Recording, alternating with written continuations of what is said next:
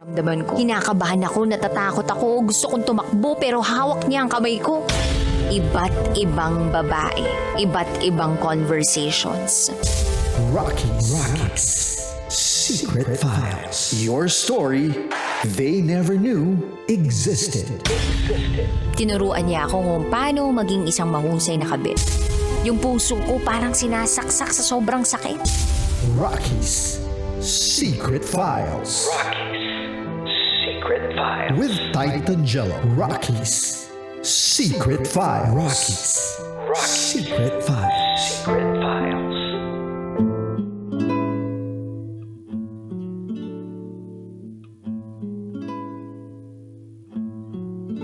Good evening Luzon, Visayas, Mindanao Metro at Mega Manila, sa lahat pa rin po ng mga nakatutok sa rin sa 90.7 Love Radio. Oras natin sa Bunga Puluan, it's already 10:21 PM mga kabisyo, at bago po natin basahin ang mga komento ng ating mga kabisyo, gusto ko muna pong batiin ang mga immortal boy ng Ternate, yung binabansagang Lucky 9 daw na si Rodel, Ted, Eric, Eli, Christian, Jason, Randy, Aguila at Palos, na nakatutok po sa atin ng Green GSM Depot 2. Ayan, magandang gabi po sa inyo at maraming salamat sa pakikinig at pagsuporta sa ating programa. At syempre, sa lagi nyo pong pagpihit ng 90.7 Love Radio. Unahin na muna natin basahin ang komento ng ating kabisyo na si Rosel. Sabi niya dito mga kabisyo, may mga magulang na katulad kay Ayumi na pinipili yung taong hindi gusto ng anak nila. Pero may dahilan yan. Hindi dahil sila ang dapat magkatuluyan bandang huli, kundi dahil kaya nila pinipilit dahil makikinabang sila doon sa taong kanilang pinipili para sa anak nila. May mga ganun talaga na masasakit na sitwasyon, DJ Titan Jello at mga kabisyo. Sabi naman ni MC Jubes, DJ Jello at DJ Rocky, tama lang yung ginawa ni Ayumi na pagdating sa pagpili ng taong mamahalin niya ay dapat ipaubaya na sa kanya. Shoutout sa Team Bulacan Overdrive, lalo na kay Yorme Rojan Gabatino at paring Alan Alvarez from Jobert Virtud Daso. Sabi naman ni Ryan, para sa akin DJ Titan, ang pagpili ng taong mamahalin ay hindi dapat pinapangunahan ng magulang.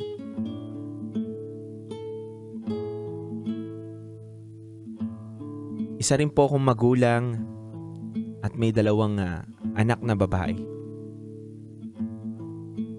Masyado po akong protective sa anak ko dahil syempre babae sila at alam ko ang karakas ng isang lalaki.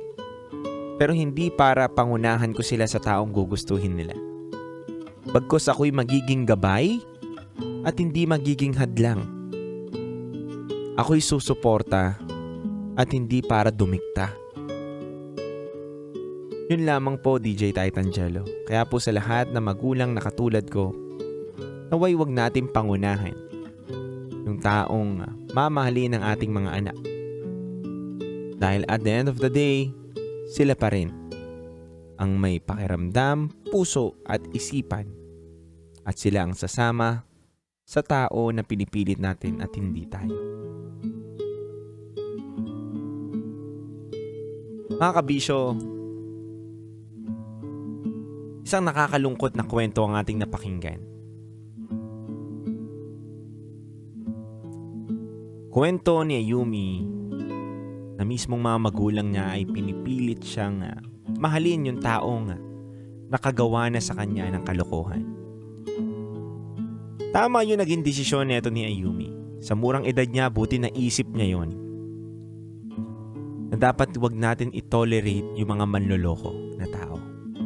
Second, hindi rin dapat para sumunod sa sinasabi ng magulang niya. Alam ko, At naniniwala ko na pinakamagandang gawin bilang anak ay ang sundin ang kagustuhan ng magulang.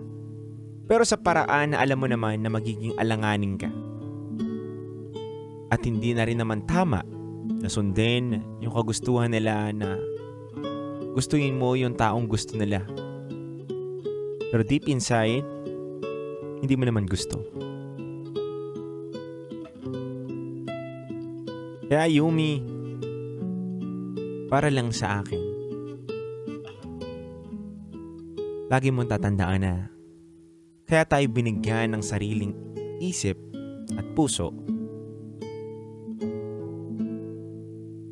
dahil may karapatan tayong magpasya sa ating buhay. Ang mga magulang ay tanging gabay, pero hindi para dumikta sa buhay natin.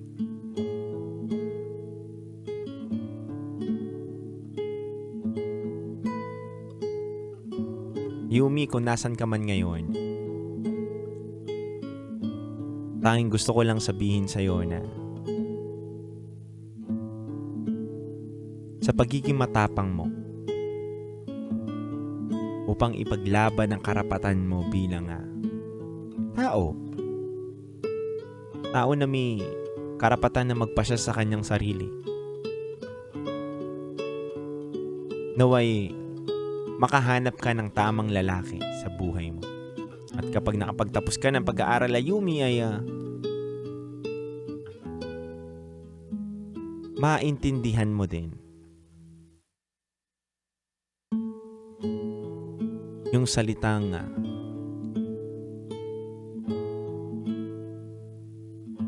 true love. Hindi porket pinakitaan ka ng magandang mga bagay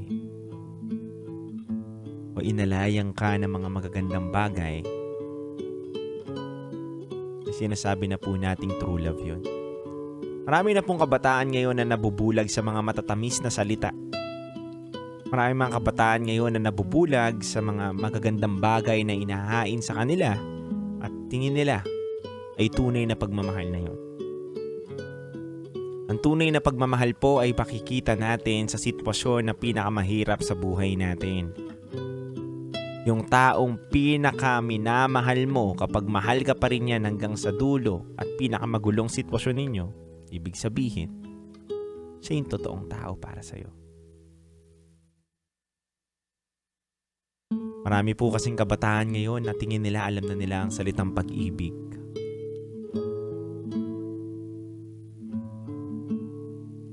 Pero sa totoo lang, hindi pa.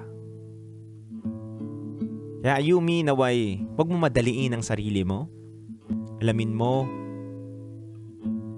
kung ano ba yung dapat tamang desisyon sa buhay mo. Kaya mga kabisyo, kung gusto nyo po magpadala ng mga kwento ninyo dito sa ating programa, maaari po kayo magpadala sa aming Gmail account na rakitera@gmail.com. At malay nyo, may isang gabi, kwento nyo na po ang ating binabasa dito.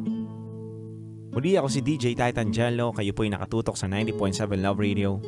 Susunod na po ang ating programang Top Secret.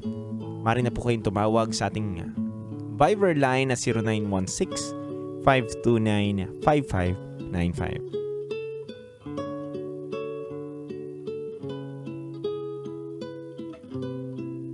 Kaya mga kabisyo,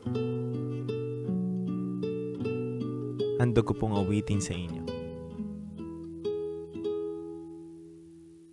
By Moira De La Torre, Ikaw at Ako. Dito lamang Metro's #1 Love Radio.